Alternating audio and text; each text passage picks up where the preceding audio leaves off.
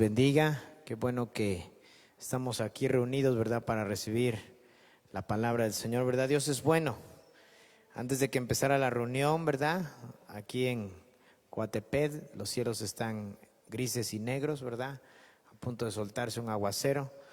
Pero cuando estamos empezando, ¿verdad?, yo me salí ahí a la entrada, le dije al Señor, Señor, si se va a venir el aguacero, que se venga después de las 9, ¿verdad?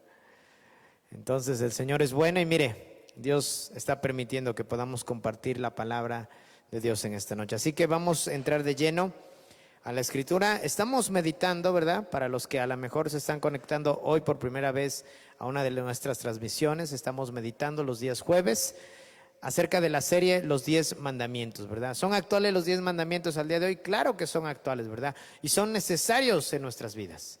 Así que por lo tanto tenemos que tomar, ¿verdad?, la sabiduría y poder ser obedientes a lo que el Señor ha dejado escrito en su palabra para cada uno de nosotros, ¿verdad?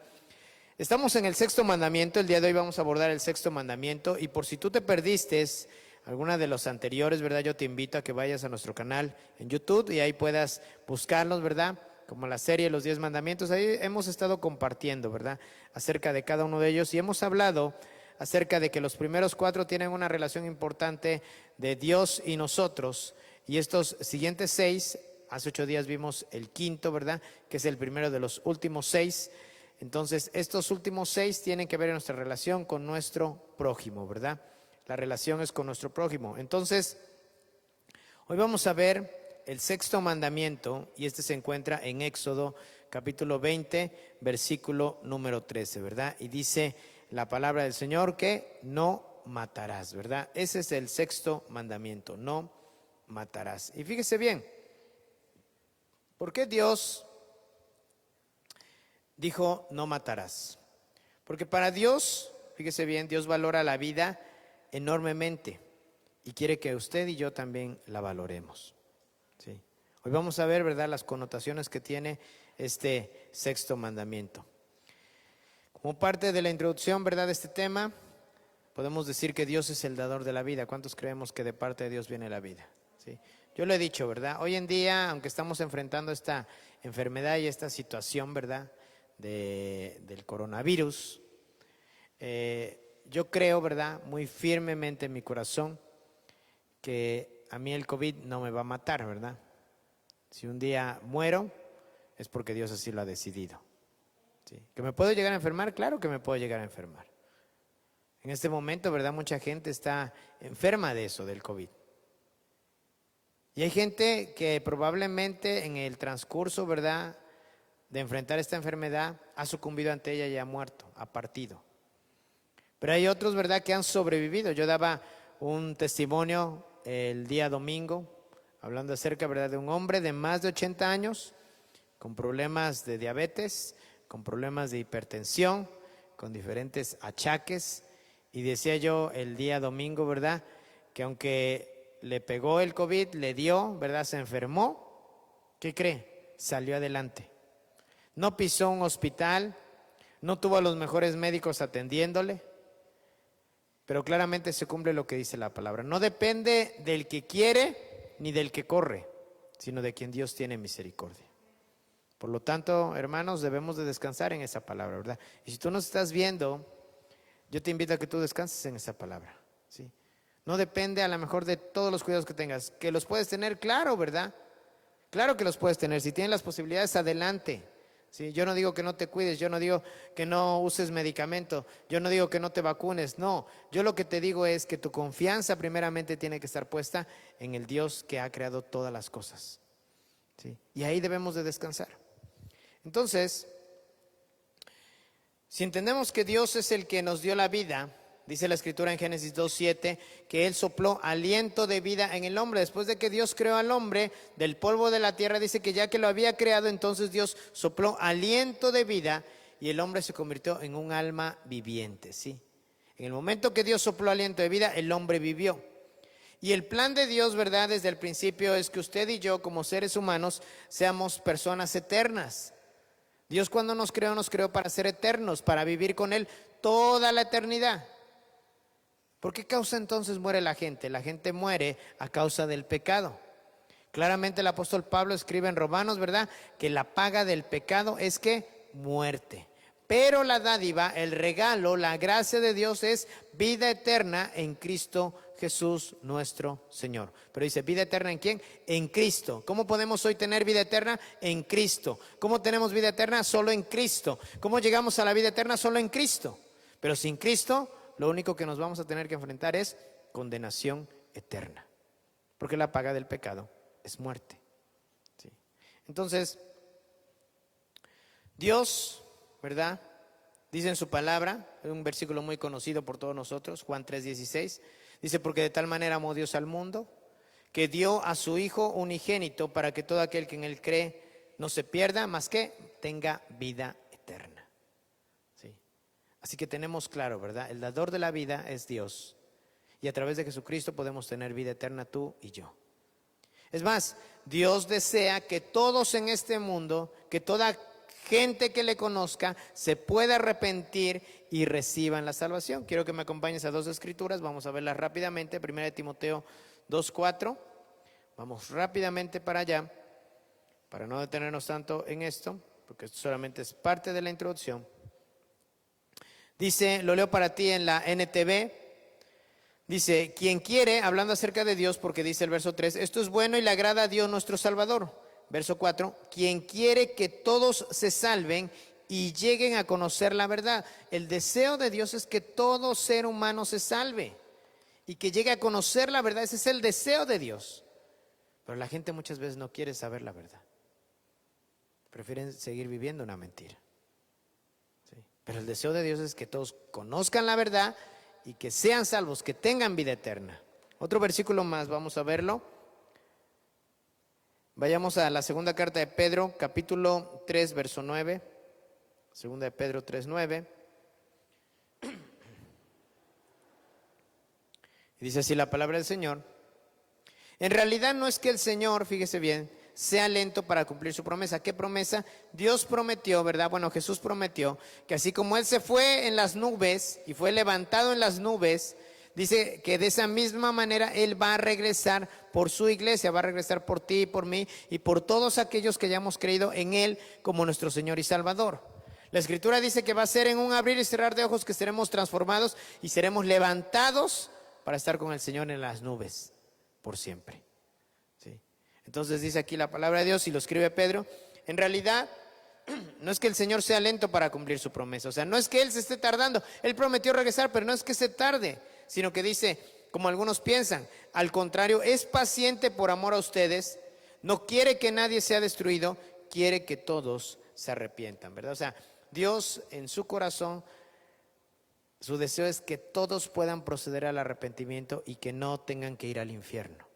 Porque déjeme decirle algo, cuando usted y yo morimos, solamente hay dos lugares a donde podemos ir.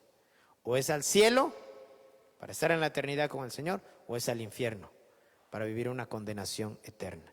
No existe el limbo, no existe el purgatorio, no existe ningún otro lugar intermedio, solamente, ¿verdad?, podemos ir a dos lugares cuando morimos, porque déjeme decirle algo, hay vida después de la muerte sí hay vida. Pero pastor, el cuerpo se muere y lo entierran, sí, pero ¿qué cree? Usted y yo tenemos un alma y esa alma es eterna, esa alma no puede morir. Entonces, después de la muerte hay vida, esa alma tanto puede recibir las bendiciones de la vida eterna como puede ser atormentada por la eternidad en el infierno. Así que la decisión, ¿verdad, queridos amigos que nos ven? La decisión es tuya, la decisión es mía. Si tú recibes a Cristo como tu Señor y Salvador, créeme, tendrás vida eterna para siempre.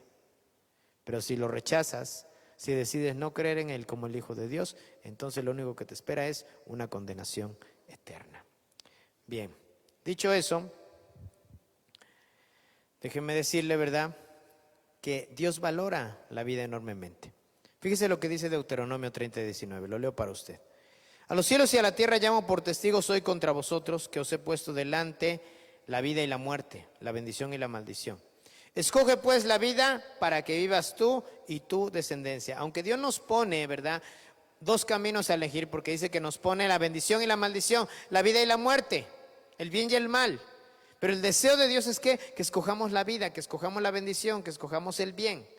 Porque si escogemos el bien, la vida, la bendición, nos va a ir bien, y no solo para nosotros, sino para nuestra descendencia. El plan de Dios siempre ha sido el mejor. ¿Sí? No existe otro, porque el plan de Dios es perfecto. Así que quiero en esta hora llamar tu atención en 3 puntos importantes acerca de este 6º mandamiento que dice la palabra de Dios: no matarás, ¿verdad? Y mira, para poner esto en perspectiva, déjame decirte lo que dice la palabra de Dios en el Antiguo Testamento y de acuerdo a la ley. Dios mostró el valor de la vida humana al requerir la pena capital por el homicidio de otra persona. O sea, Dios, en su entendimiento, ¿verdad?, estableció por medio de la ley que le dio a su pueblo que hubiese pena capital de muerte si una persona mataba a otra. ¿Dónde se encuentra esto? Vamos a Éxodo capítulo 21 y versículos 12 al 14. Éxodo capítulo 21.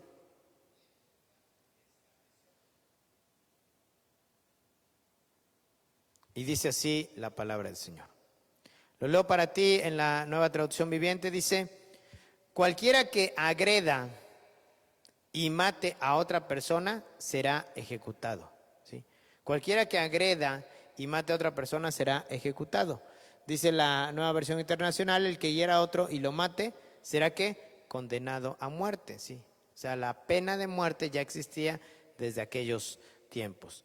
Pero dice el verso 13: pero si solo fue un accidente permitido por Dios, yo designaré un lugar de refugio a donde el responsable de la muerte podrá huir para ponerse a salvo, ¿verdad? ¿Por qué menciono esto? Porque eso lo vamos a ver más adelante en el 3er punto, ¿verdad? Porque déjeme decirle, este 6º mandamiento surgen varias preguntas, ¿verdad? Porque recuerde, ¿cómo dice el 6º mandamiento? Que no matarás. Entonces surgen algunas preguntas, pero solamente lo quiero poner para que tú lo tengas ahí en perspectiva. Dice: pero si solo fue un accidente permitido por Dios, yo designaré un lugar de refugio a donde el responsable de la muerte podrá huir para ponerse a salvo. Verso 14. Sin embargo, si alguien mata a otra persona a propósito, tendrán que agarrar al responsable, aunque esté frente a mi altar, y ¿qué? Y matarlo. Sí, y matarlo. Yo no sé si usted sabía, pero la ley de Dios incluso menciona, ¿verdad?, que si alguno de su pueblo tuviera un hijo borracho, peleonero, problemático, ¿sabe qué era lo que había que hacer en aquellos tiempos? Había que tomarlo, sacarlo, ¿verdad?, a las puertas de la ciudad, llamar a los ancianos de la ciudad, o sea, a los dirigentes, a los gobernantes, a las personas más sabias de ese momento. Y después de llamarlos, ¿verdad?, y que aquel joven fuese reprendido y se le llamara la atención, tenía que morir a pedradas. Y solo de esa manera, y así lo dice la palabra del Señor, dice: solo de esta manera erradicarás el mal de en medio de tu pueblo. Imagínense nada más. Sí. Imagínense que usted tuviera en su casa, ¿verdad?, un hijo así, borracho, peleonero, que no hiciera nada. Sí, ¿cómo se les dice a los bichitos esos, ¿verdad?, que solamente se alimentan de otros? Parásitos, ¿verdad? O sea, por esa razón la palabra de Dios dice que habría que sacarlo y apedrearlo. Imagínense nada más qué duro es el Señor, ¿verdad? Gracias a Dios que estamos bajo la gracia. ¿Sí? Si no, imagínense cuántos de nosotros ya nos hubieran apedreado. ¿Sí? Pero estamos bajo la gracia. Bueno, pero aún así eso no es excusa ¿para qué? Para no hacer lo que se tiene que hacer. Bien, punto número 1. ¿Cuál es la intención espiritual del 6º mandamiento? Porque mire, si usted lee el 6º mandamiento, pues es muy claro, ¿verdad? ¿Qué dice? No matarás. O sea, literalmente, ¿cómo lo entendemos? Pues no matar, no asesinar a otra persona. ¿Sí? Porque dice, no matarás. Pero ¿cuál es la intención espiritual del 6º mandamiento? Bueno, vamos a ver. Jesucristo detalló el 6º mandamiento para enfatizar su intento espiritual. Él nos dijo que no nos debemos enojar sin causa, ni debemos permitir que el enojo nos lleve a violentarnos contra otra persona o abusemos de ella verbalmente. Porque fíjese bien, cuando Jesús está compartiendo y está hablando, en este caso, por ejemplo, en el Sermón del Monte, Él llama nuestra atención con este mandamiento. O sea, Él, por ejemplo, habló acerca de, ¿habéis oído que no cometerás adulterio? ¿Habéis oído que no matarás? Y cuando el Señor dice, ¿habéis oído no matarás? Fíjese bien lo que dice. Leo para ustedes en la versión Reina Valera 60. Oíste que fue dicho, estoy en Mateo 5, versículos 21 y 22. Oíste que fue dicho a los antiguos, no matarás. Y cualquiera que matare será culpado de juicio. Ya lo leímos anteriormente allá en Éxodo. Dice, pero yo os digo que cualquiera que se enoje contra su hermano será culpable de juicio. Fíjese bien, o sea, ya Jesús está poniendo en esta perspectiva, dice, cualquiera que se enoje contra su hermano será ¿qué? Culpable de juicio. O sea, será tratado como ¿qué? Como un homicida. Cualquiera que se enoje contra su hermano. Dice, y cualquiera que le diga necio, dicho de otra manera, ¿verdad? Cabeza hueca, que es otra expresión que se usa, ¿verdad? Para alguien que es necio. ¿Sí? Porque un necio no entiende de razones, ¿cierto o no? Alguien que tiene la cabeza hueca, ¿verdad? O sea, no sabe razonar, no entiende. Dice, y cualquiera que le diga necio a su hermano será culpable ante el concilio. Y cualquiera que le diga fatuo, no sé si usted entiende esa palabra, pero ahorita lo vamos a detallar más. Pero cualquiera que le diga fatuo quedará expuesto al infierno de fuego. Ahora, leo este mismo pasaje para ustedes, pero en la NTV, y dice así lo siguiente, ¿verdad? Dice, han oído que a nuestros antepasados se les dijo, no asesines. O sea, porque ese es otro término que se usa para no matarás, ¿qué? No asesines. Dice, si cometes asesinato, o sea, si matas a alguien, quedarás sujeto a juicio. Y mire nada más lo que dice el siguiente verso. Pero yo digo, aun si te enojas con alguien, quedarás sujeto a juicio. ¿Cuántos esposos no se han enojado entre sí? ¿Se han enojado? Sí, ¿verdad? Mi esposa y yo luego nos hemos enojado. ¿Pero qué cree? Si nos mantenemos enojados, estaremos sujetos a juicio. Por eso el Señor dice, ¿verdad? A través de Pablo, dice, airaos, o sea, enójense. ¿Pero qué? Pero no pequen. O sea, no lleven ese enojo más allá. Que ese enojo no trascienda. Somos seres humanos, tenemos emociones, tenemos sentimientos y podemos enojarnos. Pero claramente la palabra de Dios nos dice que cuando hacemos que ese enojo vaya más allá, que ese enojo trascienda, que ese enojo se prolongue, estamos sujetos a juicio. Lo dice la palabra de Dios, no lo digo yo, lo dice la Escritura. Dice, si te enojas con alguien, quedarás sujeto a juicio. Si llamas a alguien idiota, fíjese bien así, por eso me encanta la NTV, ¿verdad? Porque es clara, es precisa, o sea, las palabras son muy actuales. Dice, si llamas a alguien idiota, corres el peligro de que te lleven ante un tribunal. Yo espero que usted no haya usado esa palabra, pero si usted usó esa palabra, aguas, ¿eh? Porque Dios, dice la palabra de Dios, que Dios tiene dos libros. Un libro es el libro de la vida, donde están inscritos los nombres de aquellos que han reconocido a Jesús como su Señor y Salvador. Dice que cuando lleguemos allá a la eternidad, estaremos frente al Señor, estaremos frente al Padre, y se van a abrir los libros. Y entonces yo me quiero imaginar esa escena, ¿verdad? Voy a estar ahí parado ante el Padre y el Señor le va a decir a uno de los ángeles, ¿verdad? A ver, fulanito de tal, ¿verdad? Búscamelo ahí en el libro. Y entonces en ese momento, ¿verdad? Va a buscar mi nombre y si encuentra mi nombre va a decir Ángel Galán Rebolledo. Ya yo voy a decir presente. Dice, entra en el gozo de tu Señor.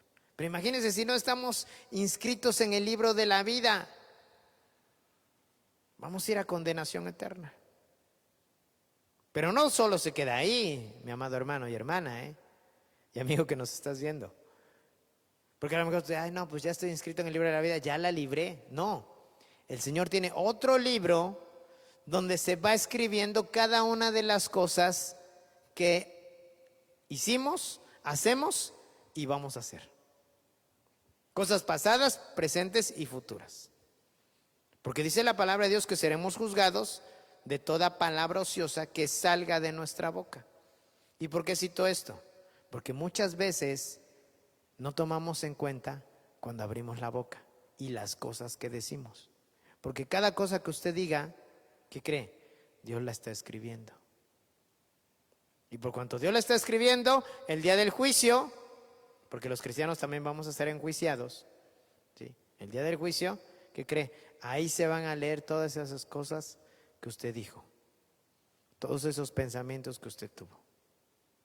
¿Ha tenido pensamientos malos? Ahí van a estar escritos. ¿Ha dicho usted palabras ociosas, palabras antisonantes, palabras, o sea, de maldición? Ahí van a estar escritas. Por eso dice aquí la escritura, ¿verdad? Si tú le llamas a alguien idiota, corres el peligro de que te lleven ante el tribunal. Pero fíjese, y si maldices a alguien, corres el peligro de caer en los fuegos del infierno. ¿Sí? Yo espero, ¿verdad?, que si usted maldijo en alguna vez haya quedado ya en su vida pasada. Yo quiero pensar, ¿verdad?, que ahora en Cristo tenemos que quitarnos eso de la boca, ¿verdad? Pero si usted en algún momento ha maldecido a alguien ya estando en Cristo, yo le invito a que le pida perdón a Dios. ¿Y sabe por qué? Porque claramente dice la Escritura que si usted maldice a alguien, corre el peligro. ¿Sí? Está a la puerta ¿de qué? De caer en el infierno. ¿Sí? De caer en el infierno. Así que, mis amados hermanos, este sexto mandamiento trasciende de una manera importante en la cuestión espiritual. Fíjese, dice la Escritura, hay un enojo justo, o sea, porque Dios se enoja contra el pecado. Eso lo encontramos en Hebreos 3:17, vamos para allá, rápidamente, Hebreos 3:17. Y es que si hay un enojo justo, ¿verdad?, ante el pecado, dice la palabra del Señor. ¿Y quiénes hicieron enojar a Dios durante 40 años? ¿Acaso no fueron los que pecaron, cuyos cadáveres quedaron tirados en el desierto? Y aquí el autor de Hebreos está haciendo una referencia clara a esos hombres y mujeres de su pueblo, fíjese bien, de su pueblo, o sea, no eran inconversos, no eran impíos, no eran de otro pueblo, eran de su pueblo. Y está haciendo claramente la referencia al autor de Hebreos, ¿verdad? Que Dios se enojó contra ellos, ¿por qué? A causa de su incredulidad. Mire, cuando usted y yo dudamos de las palabras de Dios, ¿sabe qué pasa? Dios se enoja con nosotros. Ay, pastor, ¿en serio? Pero si Dios es amor. Sí, Dios es amor. Pero Dios está esperando que usted crea lo que Él ha dicho, lo que Él ha escrito, lo que Él ha prometido para nosotros. Si nosotros no le creemos, si nosotros no confiamos en Él, si nosotros no atendemos a sus palabras, ¿sabe qué pasa? Dios se enoja con usted y conmigo. Porque dice claramente, ¿verdad? ¿Y quiénes hicieron enojar a Dios durante 40 años? Pues ese pueblo que no le creyó a Dios, que no creyó en sus palabras. ¿Quién los iba a introducir a la tierra prometida? Dios. ¿Quién los iba a hacer que vencieran a esas naciones que estaban en esa tierra que iban a conquistar? Dios. ¿Quién iba a estar con ellos cuando ellos entraran a la tierra que fluye leche y miel? Dios. Pero ¿sabe qué pasó? No creyeron. Creyeron más en lo que ellos vieron y no creyeron en lo que Dios había dicho que Él iba a hacer con ellos. Así que cuando usted y yo dudamos, mis amados hermanos, no dude que Dios se enoja con nosotros. Mire, tan solo, Dios ha prometido, ¿verdad? Dice, aunque andemos en valle de sombra de muerte, no tendremos mal alguno. ¿Por qué? Porque tú estarás conmigo. Sí, tú estarás conmigo. Ay, es que no quisiera pasar por esa calle porque está muy oscura y me vaya a pasar algo. ¿Estás dudando entonces de que Dios va contigo? Porque Dios lo ha dicho, yo estaré contigo. Sí, yo estaré contigo. Dice, tu vara y tu callado, ¿qué? Me infunden aliento. Podrán caer a mi lado 1000 y 10,000 a mi diestra, pero a mí no llegarán. Pero cuando tú no crees en eso, Dios se enoja contigo, Dios se enoja conmigo. ¿Por qué? Porque estamos dudando de su palabra. Mire, podemos poner en duda muchas cosas, pero la palabra de Dios nunca nos atrevamos a ponerla en duda, porque lo que Dios dice, Dios lo cumple. Dios no es hombre para que mienta, ni hijo de hombre para que se arrepienta. Si Dios dijo algo, Él lo va a cumplir. Si la palabra de Dios dice que por su llaga hemos sido curados, usted agárrese de esa promesa. Si la palabra de Dios dice que no he visto justo desamparado ni su descendencia que mendigue pan, usted agárrese de esa promesa. Pero cuando lo dudamos, no dudemos entonces que Dios se va a enojar con nosotros. Amén. Bueno, entonces mire,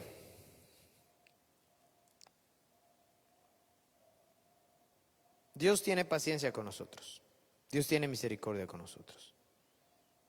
Y es necesario, ¿verdad? El profeta Joel en el capítulo 2, verso 13, nos alienta a apelar siempre a la misericordia de Dios. Dice, rasguen su corazón y no sus vestidos, y conviértanse al Eterno vuestro Dios, porque misericordioso es y clemente, tardo para la ira y grande en misericordia, y que se duele del castigo.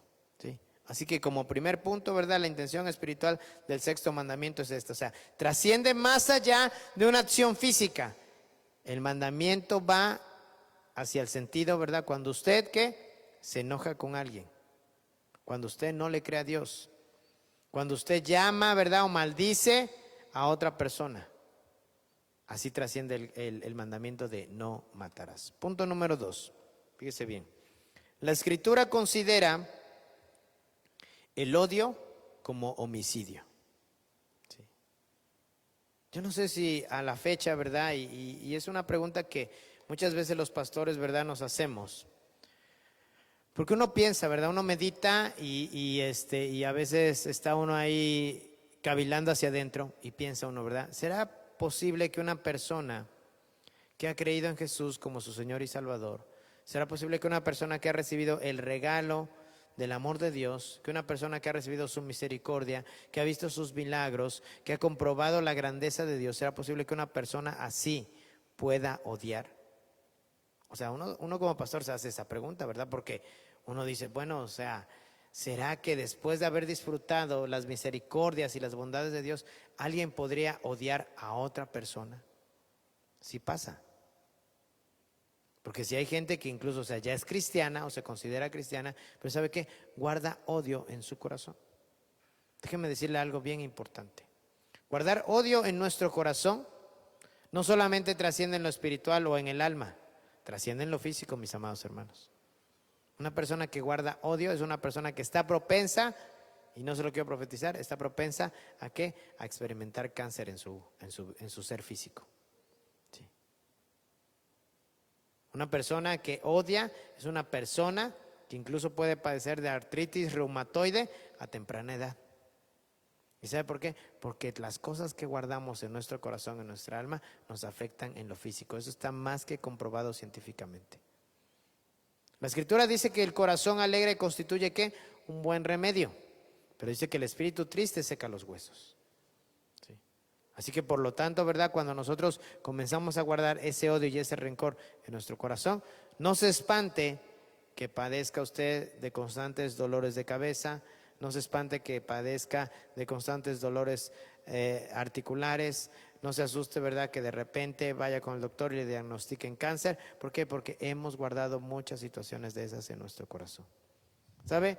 Como cristianos, yo sé que a lo mejor usted dirá, ay pastor, usted la pinta muy fácil, ¿verdad? Que solamente se trata de perdonar, pero usted no experimentó todo lo que me hicieron. Usted no estuvo ahí cuando abusaron de mí, usted no estuvo ahí presente, ¿verdad? Con todo el daño que me hicieron. No, no estuve.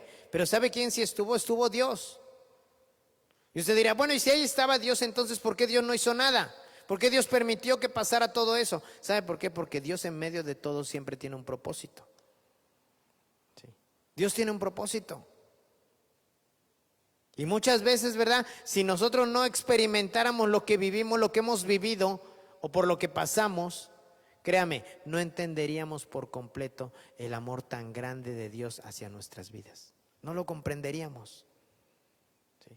Por eso muchas veces Dios permite que pasemos por lo que pasamos. Por eso Dios muchas veces permite que pasemos por una enfermedad. ¿Para qué? Para que nos afiancemos de Él. Dios permite, ¿verdad?, que tengamos una necesidad económica para que confiemos en que Él puede proveer lo que necesitamos.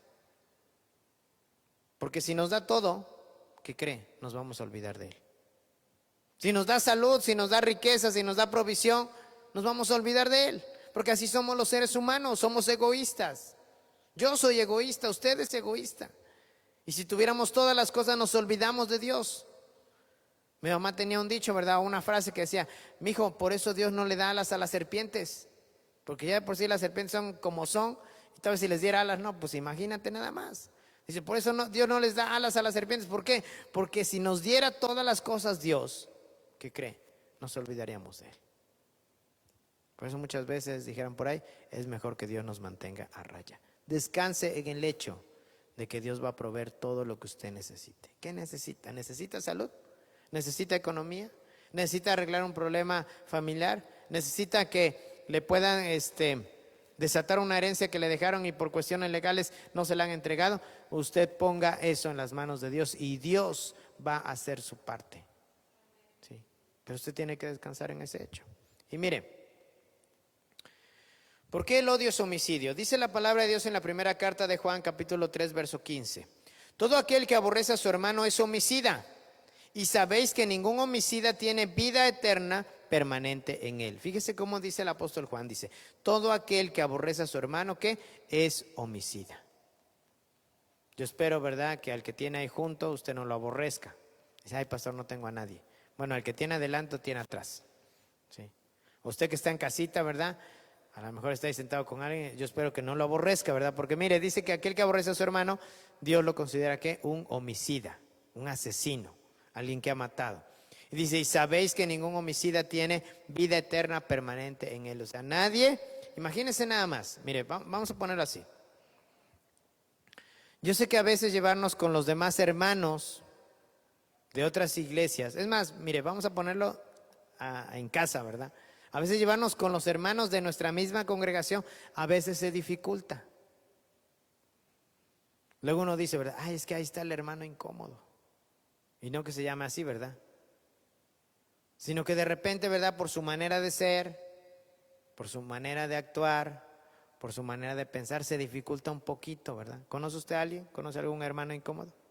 Ay, sí, pastor, conocí a uno, pero ya no está aquí. Bueno, pero le aseguro que sí hay otros hermanos que son incómodos. ¿Sí? Ahora imagínense, eso es aquí en nosotros como iglesia local. Ahora imagínense con las otras iglesias. Ay, no, con las otras iglesias no convivimos, pastor, por eso mejor nomás nosotros. Ahora imagínense nada más qué modo de pensar es ese. Allá en el cielo vamos a estar todos juntos. Y si no comenzamos a llevarnos bien desde aquí, imagínense que allá en el cielo al Señor se le ocurra, ¿verdad? Porque el Señor luego tiene unas puntadas, ¿verdad? Pero buenísimas. Y que se le ocurra ponerlo ahí junto a ese hermano o a esa hermana con la que usted no se quería llevar cuando estaba aquí en la tierra. Ay, no, pastor, por favor. Pues entonces aprenda desde aquí. Aprenda a llevarse bien con los hermanos. Aprenda a llevarse bien con la gente. Porque nos vamos a dar unas sorpresotas cuando estemos allá en los cielos que usted no se imagina. Hay que aprendernos a llevar bien con la gente. Mire, la Biblia nos muestra los peligros de nuestras palabras y que nosotros podemos cometer homicidio con nuestra lengua. Vayamos a Proverbios 18:21. Acompáñenme rápidamente. Híjole, es que este tema da para mucho, pero bueno, yo traté de simplificarlo, ¿verdad? Lo mejor que pude. Fíjese bien, dice Proverbios 18:21. La lengua puede traer vida o muerte. Los que hablan mucho cosecharán ¿qué? Las consecuencias. Por eso me encanta lo que dice la NTV, dice, la lengua puede traer vida o muerte, dice, los que hablan mucho cosecharán las consecuencias. Cosecharán las consecuencias. Fíjese que en el libro de Eclesiastés dice que del mucho hablar vienen las locuras. No sé si le ha pasado, a mí a veces me ha pasado, que de repente comenzamos a hablar y hablar y hablar, y en una de esas ya estamos diciendo tontería y media, ya no estamos razonando lo que estamos diciendo. Sí. Y a lo mejor con tal a veces de llevar, no sé, la plática, de poder estar ahí conversando, empezamos a inventar cosas que luego, o sea, hasta nosotros mismos no las creemos y ni son ciertas. Por eso la palabra dice que del mucho hablar vienen las locuras. Pero dice aquí Proverbios, ¿verdad? Sí. Que en la lengua está ¿qué? La vida y la muerte. Dice, los que hablan mucho cosecharán las consecuencias. Dice, los que hablan mucho cosecharán las consecuencias. Por eso Santiago dice, y mire, le leo lo que dice Santiago, capítulo 3, versículos 5 al 8. Así también la lengua es un miembro pequeño, pero se jacta de grandes cosas. He aquí cuán grande bosque enciende un pequeño fuego. Y la lengua es un fuego, un mundo de maldad. La lengua está puesta entre nuestros miembros y contamina todo el cuerpo e inflama la rueda de la creación, y ella misma es inflamada por el infierno. Porque toda naturaleza de bestias y de aves y de serpientes y de seres del mar se doma y ha sido domada por la naturaleza humana.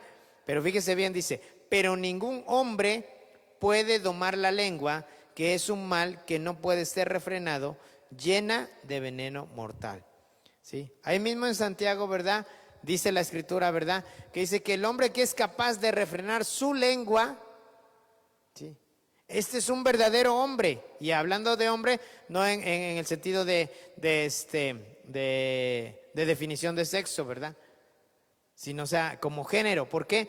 Porque habla de hombre y mujer, ¿verdad? Alguien, cualquier hombre y cualquier mujer que es capaz de dominar su lengua, es capaz de refrenar todo su cuerpo. ¿Sí? Es capaz de refrenar todo su cuerpo. Por eso dice ahí también Santiago, ¿verdad? Seamos ¿qué? Prontos para oír y tardos para hablar. Sí. Prontos para oír y tardos para hablar. Escuchemos más al Señor. ¿Sí? Y dejemos que Él hable más y nosotros menos. ¿Sí? Que podamos ser un instrumento que Dios pueda usar. Amén. Mire, hablando acerca de que el odio es homicidio, fíjese, usted y yo tenemos que reemplazar el odio, lo cual se considera, de acuerdo a lo que ya leímos, una actitud de homicidio. Pero ¿cómo podemos reemplazarlo? Tenemos que reemplazarlo con amor. ¿Sí? ¿Qué es lo contrario al odio? El amor. Por eso hay una frase por ahí que dice, ¿verdad? Que del odio al amor hay un paso. ¿Sí? De repente, aquella muchacha, ¿verdad? Dice, ay, es que ese no me cae, no me gusta. Y después termina casándose con él. Pues que del odio al amor había un paso, ¿verdad? Que no le gusta. Yo me acuerdo, mi esposa, ¿verdad? Decía, no, es que no me gustas, ¿verdad? Y ya mire, ya llevamos 25 años y eso que ni le gustaba. Imagínese nada más si le hubiera yo gustado. ¿Sí?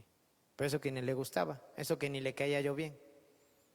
¿Sí? Por eso tenemos que tener cuidado. Nuestras palabras tienen mucho poder, y aguas, porque dice esa frase por ahí, ¿verdad? Que del odio al amor hay un paso. Bueno, la primera carta de Juan, capítulo 3, leo para ustedes los versículos 14, 17 y 18. Dice, nosotros sabemos que hemos pasado de muerte a vida en que amamos a los hermanos. O sea, ¿en qué sabemos que hemos pasado de muerte a vida? En que amamos a los hermanos, en que nos amamos. Dice, el que no ama a su hermano permanece en qué? En muerte. El que no ama a su hermano permanece en muerte. Mire, ¿cómo va a saber la gente que Dios habita en nosotros? En que nos amemos los unos a los otros. Jesús mismo dijo, ¿verdad? En esto conocerán que ustedes son mis discípulos. ¿En qué? En que tengan amor los unos por los otros. O sea, yo no puedo decir que amo a Dios y que aborrezco a mi hermano. Entonces soy un mentiroso. ¿Cómo puedo amar a Dios a quien no he visto y no amar a mi hermano a quien sí he visto? ¿Sabía usted que el amor consiste no en el hecho de lo que yo pueda recibir de parte de la otra persona, sino de lo que yo decida hacer por la otra persona? En eso consiste una buena parte del amor. ¿Sí? Por eso es que muchas parejas a veces fracasan. ¿Por qué? Porque se casan tratando de ser felices. Ay, es que me voy a casar con fulanito de tal porque con él voy a ser feliz. Me voy a casar con fulanita de tal porque con ella voy a ser feliz. No se casen por eso. Porque si se casan porque esa persona creen que los va a hacer felices, van a ser más infelices de lo que ustedes se imaginan. Tienen que casarse, ¿por qué? Con el propósito de que ustedes hagan feliz a la otra persona. ¿Sí? Yo no me casé con mi esposa porque ella me fuera a hacer feliz. Yo me casé con ella para hacerla feliz a ella. ¿Sí? Ella dirá, ay, pues no me has hecho tan feliz como yo quisiera. ¿Sí? Pero bueno, sigo intentándolo, ¿verdad?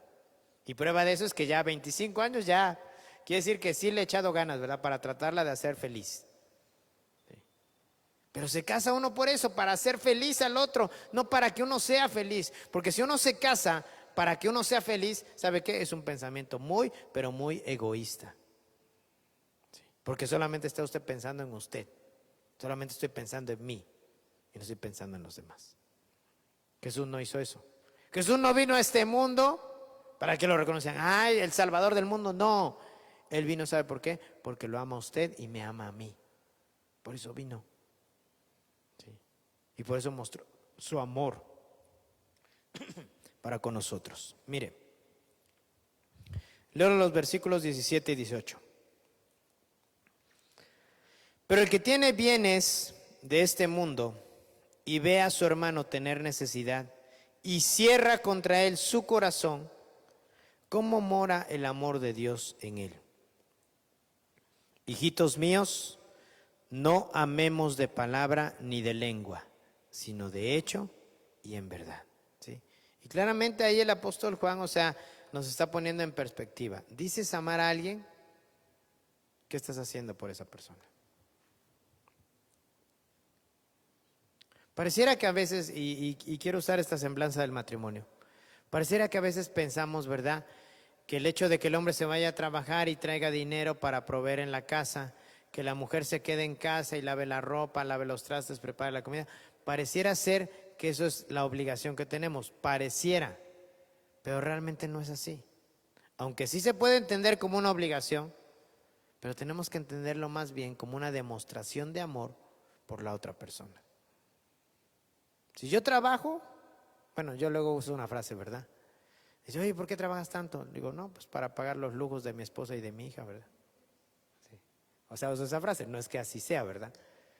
Pero trabajo, ¿por qué? Porque las amo, porque quiero que estén bien, porque tengan todo lo necesario, porque haya comida caliente en la casa, porque tengan gas para poderse bañar, porque tengan zapatos, ¿verdad? Para que no caminen descalzas por la calle.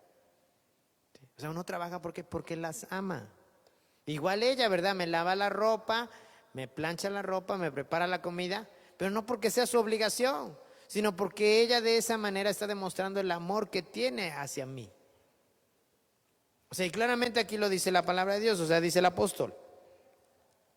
Dice, pero el que tiene bienes de este mundo y ve a su hermano tener necesidad y cierra contra él su corazón, ¿cómo mora el amor de Dios en él? Hijitos míos, no amemos de palabra ni de lengua, sino de hecho y en verdad. ¿Sí? Y para cerrar este segundo punto, ¿sí?, no debemos odiar ni siquiera a un enemigo. Ay, no, es que yo a esa persona le voy a dar un vaso de agua, pero con cianuro, ¿verdad? No, ni siquiera a alguien que se considere nuestro enemigo, dice la palabra de Dios que no debemos odiarlo. Jesús mismo dice, ámenlos, hagan el bien, oren por ellos. Dice que si alguien te persigue o te maldice, ora por él, bendícelo. Porque de esa manera, si tú combates el mal con el bien, dice que ascuas de fuego, carbones encendidos amontonarás sobre su cabeza. Tú le estás dejando a Dios que él haga su parte, pero tú debes de hacer la tuya, yo debo de hacer la mía. ¿Sí? Jesucristo dijo, amarás a tu prójimo y aborrecerás a tu enemigo. Eso está en Mateo 5, versículos 43 al 45. Pero yo os digo, amen a vuestros enemigos, bendigan a los que os maldicen, hagan bien a los que os aborrecen y oren por los que os ultrajan y os persiguen, para que seáis hijos de vuestro Padre que está en los cielos, que hace salir su sol sobre malos y buenos y que hace llover sobre justos e injustos. ¿Sí? Así que, hermanos, más claro, no se puede. Y tercero y último punto, ¿verdad? Anoté aquí algunas preguntas que a lo mejor hoy en día nos podemos hacer acerca del sexto mandamiento. ¿Sí? No quiere decir que tenga yo todas las respuestas y también no lo voy a explicar así de manera extendida porque nos llevaríamos mucho tiempo, pero solamente quiero puntualizar algunas preguntas que surgen acerca de este sexto mandamiento. ¿Cuál es el sexto mandamiento, hermanos? No matarás. ¿Sí? Y mire, primera pregunta que surge acerca del sexto mandamiento, no matarás. Pena de muerte. A ver, hermanos, a la luz de la palabra de Dios, ¿será válida la pena de muerte? Sí, pastor, usted lo acaba de leer. Dice que si alguien mata a otra persona, el Señor dijo que esa persona también tiene que morir. Ahora la pregunta es, ¿estamos entonces bajo la ley o estamos bajo la gracia de Dios?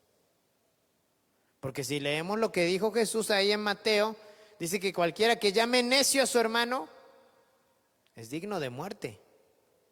¿Cuántas veces ha llamado usted necio a alguien? A ver, haga la cuenta. No, pastor, ya necesitaré yo miles de vidas para que a cada rato me maten.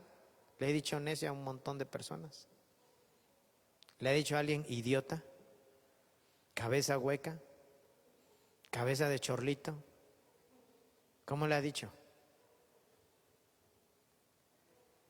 Entonces, ¿será válida la pena de muerte? Mire, la pena de muerte no es un medio apropiado de intimidación. Y con ello tampoco, ¿verdad?, es una protección de la sociedad. Porque mire, aunque en algunos países, porque hay algunos países donde sí se lleva a cabo la pena de muerte, y déjeme decirle algo, sí han podido erradicar un poquito el mal, pero a los ojos de Dios no es correcto. Sí, a los ojos de Dios la pena de muerte no es correcta. Que se practique en otros países, bueno, ellos se dirigen o se designan de acuerdo a las leyes que ellos han establecido. Sí. Pero a los ojos de Dios, a la luz de la palabra de Dios, la pena de muerte no es válida, o sea, no es el camino correcto. Siguiente pregunta. Pastor, si me envían a la guerra, pues obviamente en la guerra tengo que matar gente, ¿no? Es obvio, ¿no? Sí. Si me envían a la guerra y mato a alguien, ¿qué dice Dios acerca de eso?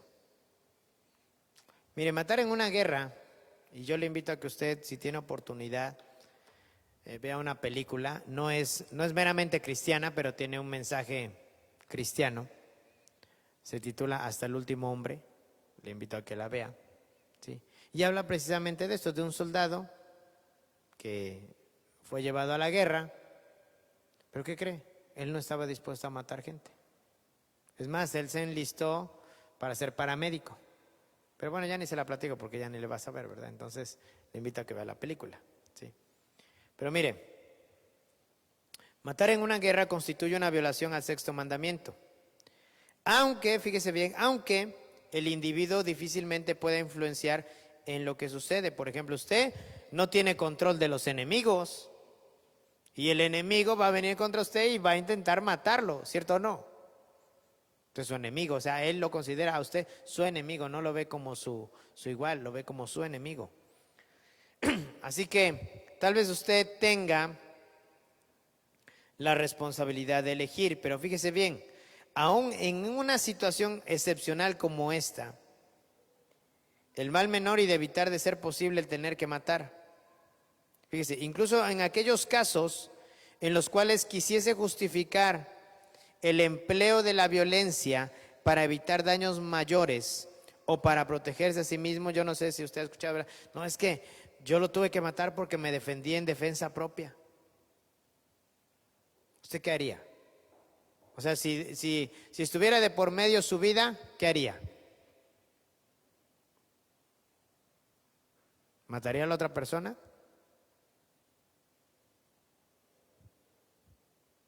¿Verdad que surgen esas preguntas, verdad, pastor? Entonces ahí, ¿cómo pongo en obediencia al sexto mandamiento acerca de no matar? Mire, le digo que, obviamente, hablar de todo esto nos lleva más tiempo, ¿verdad? Pero solamente trato de mencionar lo más importante. ¿Sí?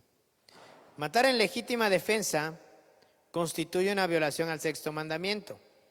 Independientemente de la sanción penal, en este como en casos similares, la culpa incurrida ante Dios puede ser considerada mínima. ¿Sí? O sea, ¿qué quiere decir? Que no va a quedar exento de culpa. Pero ante Dios la culpa puede ser considerada como algo mínimo. Pastor, pero maté. Bueno, mató en defensa propia. O sea, yo así lo veo, ¿verdad? Si en algún momento yo veo que mi esposa, ¿verdad? O mi hija o yo mismo, ¿verdad? Corro peligro y tengo la oportunidad a lo mejor de defenderme, lo voy a hacer. Sí, lo voy a hacer. Pastor, entonces, o sea, ¿usted estaría dispuesto a matar? Dije, bueno, primero que nada me voy a poner en las manos de Dios. pero si tengo la oportunidad de hacer algo, lo voy a hacer. O sea, no me voy a quedar de brazos cruzados viendo cómo alguien está golpeando a mi esposa o a mi hija y yo no haga nada.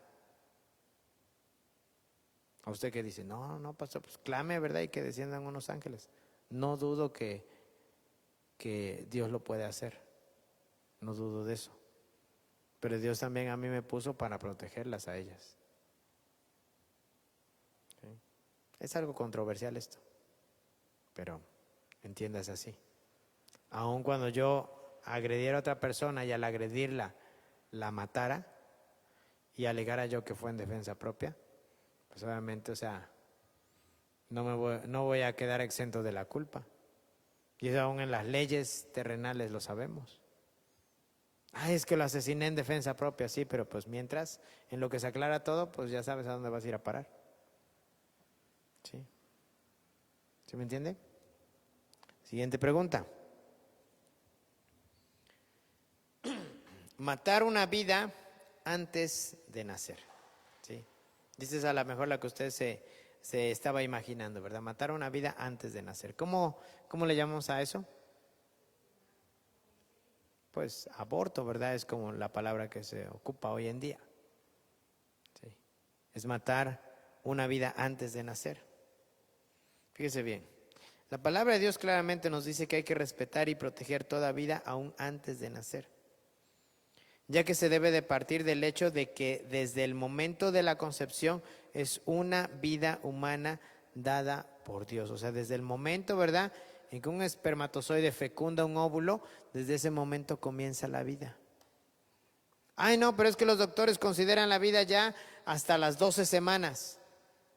No, la vida comienza en el preciso instante en que el espermatozoide fecunda a un óvulo. Ahí comienza la vida. ¿Sí? Ahí comienza la vida. Así que mire, nosotros como iglesia, como creyentes, como cristianos, rechazamos la muerte de los embriones, ya sea por aborto o destruyendo la vida humana generada por vía artificial. ¿Sí?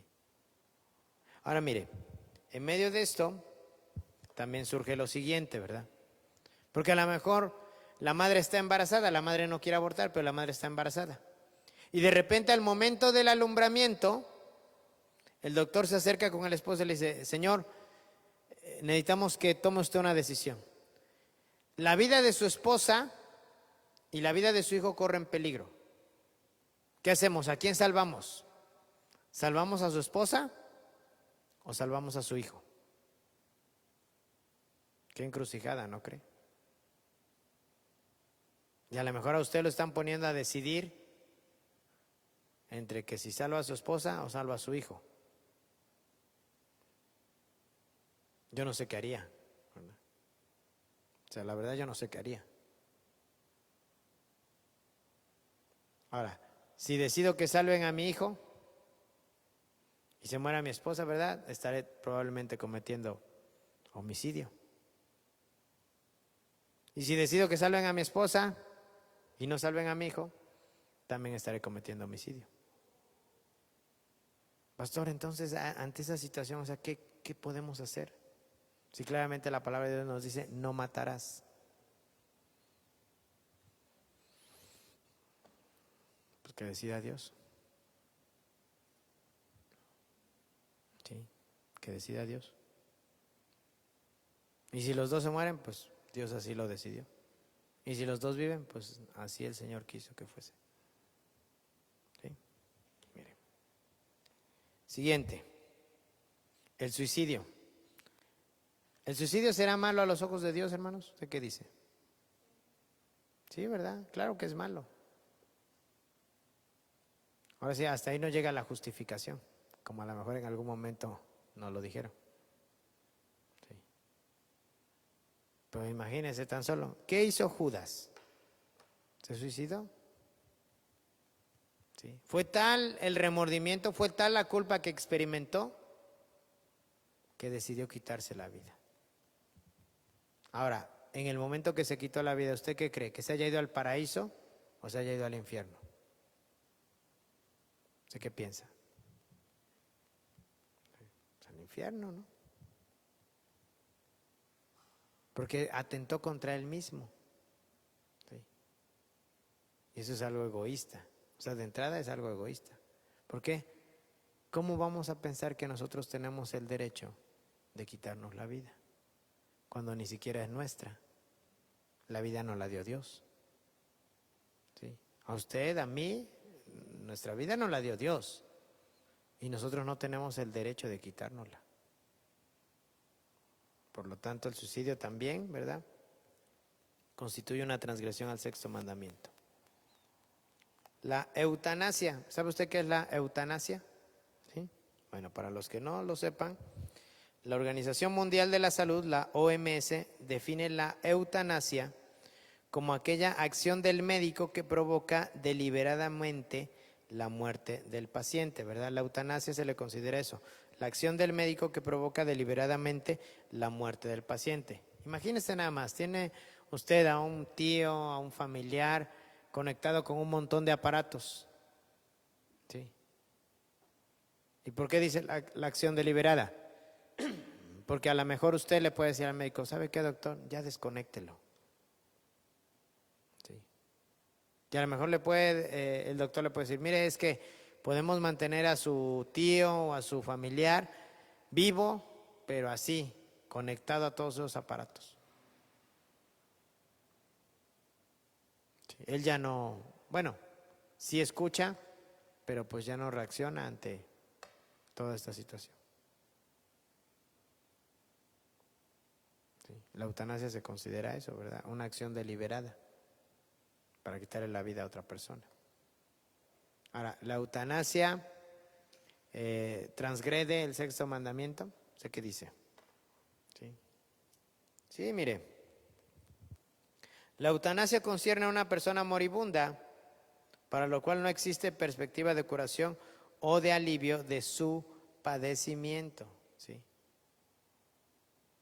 Y mire, y dentro de esto, lo menciona así, la eutanasia pasiva.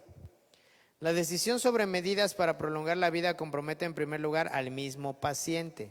¿Sí? O sea, de entrada el paciente es el que debería de decidir. ¿Sí? Es como si a lo mejor al paciente le dicen, oiga, mire, es que su mal está muy avanzado, tenemos que, no sé, extirparle esto o cortarle esto otro. ¿Sí? ¿Usted qué dice? O sea, ¿lo autoriza o no lo autoriza? Pues imagínense, es difícil, ¿no? Para alguien tener que decidir que le quitan una parte de su cuerpo, un miembro de su cuerpo. Pero si con eso se va a salvar, bueno, pues adelante, ¿verdad? Pero si los doctores dijeran, no, pues ¿sabe qué? Mire, se lo vamos a quitar, pero aún así no hay probabilidad de que usted se salve. Ay, no, pues entonces no me lo quite. Sí. Entonces, dentro de ese apartado, en caso de ausencia de la voluntad de parte del paciente, esta decisión debe ser tomada llegando a un acuerdo entre médicos y familiares, atendiendo siempre los intereses del moribundo. En ambos casos, fíjese bien, si por ejemplo el paciente está en un estado muy crítico y tal vez el mantenerlo vivo a usted le va a generar, no sé, cuidarlo toda su vida hasta que decida, ahora sí, decida Dios terminar con la vida de esa persona. Usted podría tomar la decisión de decir, no, pues desconéctenlo. Pero sepa usted que va a quedar en su conciencia. Y que todo aquello, ¿verdad?, que esté ahí presente, pues Dios nos va a juzgar de cada decisión que hagamos. ¿Sí? Entonces, obviamente, también esto, pues, transgrede. ¿Sí? A los ojos de Dios, transgrede el sexto mandamiento, ¿verdad? Y por último, algo que a lo mejor hoy en día también está presente, ¿verdad?, en nuestra generación. Fíjese, matar a otros seres vivos, ¿verdad? ¿Qué quiero decir con esto? Bueno, específicamente, matar animales. A la luz de la palabra de Dios, el matar animales no está encuadrado dentro del sexto mandamiento. Fíjese bien, leamos Génesis, y con esto concluyo, capítulo 9, versículos 2 al 6.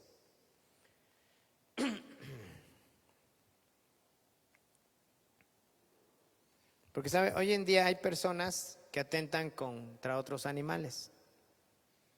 ¿Sí? A lo mejor usted dice, ay, pastor, es que matar a una rata, pues sí, ¿no? Pues es un animal destructivo. Ah, no, pero matar un perro no. O matar un gato. Bueno, ¿qué dice la palabra de Dios? Mire. Dice, todos los animales de la tierra, y cuando dice la palabra de Dios todos, ¿cuáles serán? Pues todos, ¿verdad? Sí. Dice, todos los animales de la tierra, todas las aves del cielo, todos los animales pequeños que corren por el suelo y todos los peces del mar, tendrán temor y terror de ustedes. Yo los he puesto bajo su autoridad. Fíjese bien, o sea, Dios le está diciendo esta palabra a Noé, a sus hijos y a su familia, ¿verdad?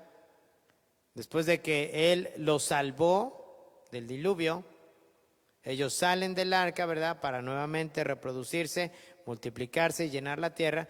Y Dios les da esto, les da esta autoridad. Sí. Verso 3 dice, se los he dado a ustedes como alimento. Bueno, obviamente, ¿verdad? Que no comemos perro, aunque en algunos países sí se los comen. Sí. Pero nosotros no, ¿verdad? Ya ve que por eso ahorita nos está pegando esto, porque allá a la gente de por allá de Asia se le antoja comer de repente mermelada de murciélago, ¿verdad? Se podrían pedir una quesadilla, pero bueno, pues al final de cuentas ya sabe cómo es la gente, ¿no? Entonces dice, se los he dado a ustedes como alimento, dice, como les he dado también los granos y las verduras, ¿sí?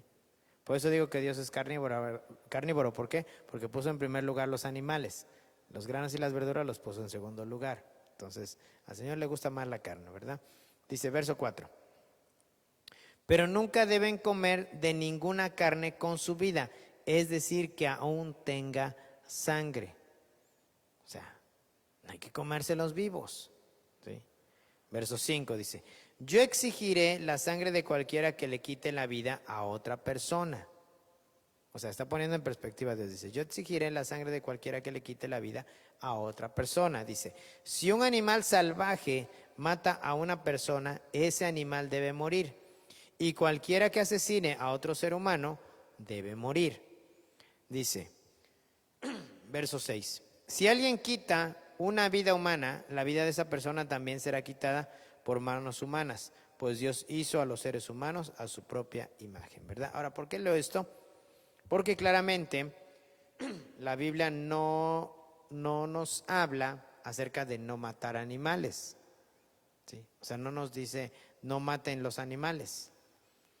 Está diciendo que los animales nos servirán de alimento, ¿sí? Pero obviamente usted no se va a comer un gato, no se va a comer una rata, aunque hay países, ¿verdad?, donde sí se las comen, ¿sí? Sí se los come. Pero mire, lo que sí nos enseña la palabra de Dios es que debemos de respetar la vida de toda criatura muda, que en este caso podrían ser los animales. ¿Sí? Sí nos pide que respetemos la vida de ellos. Dice, esto se basa en que la humanidad comparte la responsabilidad por la preservación de la creación. Es deber de cada individuo respetar toda vida. Así que no nos toca a nosotros, ¿verdad?, decidir eso, le toca a Dios. Así que mis amados hermanos, ¿verdad?, espero que el meditar en este sexto mandamiento haya servido de referencia para tener algo bien claro. Ya no solo se trata de la acción, como no matarás, se trata de lo que decimos y se trata de lo que está en el corazón. ¿Sí? El odio, ya lo vimos a la luz de la palabra de Dios, es considerado como homicidio. ¿Sí? El odio es considerado como homicidio.